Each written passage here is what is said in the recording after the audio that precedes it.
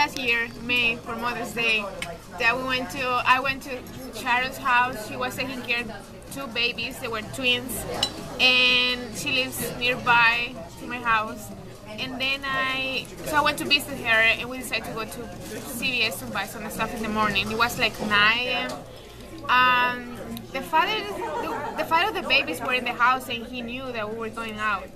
And we were walking, and we were crossing a street, and a van just came, and the van hit us.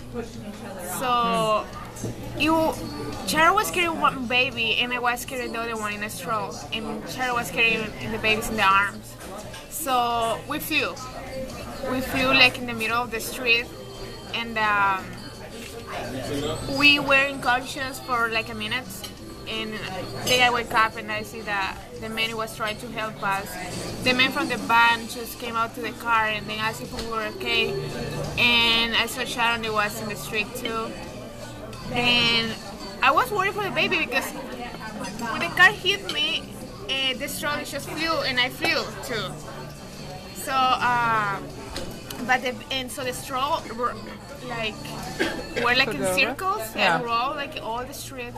And then it was the man walking the street, he saw everything, and I told him, like, help the baby. I mean, don't worry about me, help the baby. We had to move him from the street because another cars were coming. And then Sharon, she hit the head. For me, my arm was, like, all bleeding and stuff. I got scratched. And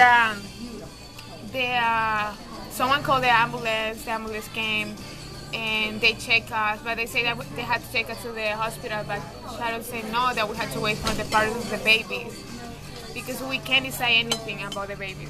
So, and we told them to check the babies if they were okay. They were crying, everything, was something scary for them. But they looked like they were okay, but we didn't know, Probably you have something inside that it doesn't look bad outside.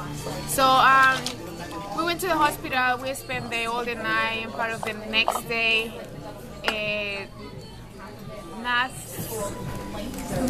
For me, it was like just only my arm and it was bad. Sharon was only the head and the babies were okay, they're fine. I mean, the doctor checked the babies and everything, they say we were fine. And, but the next day, like, they told us that we can go home.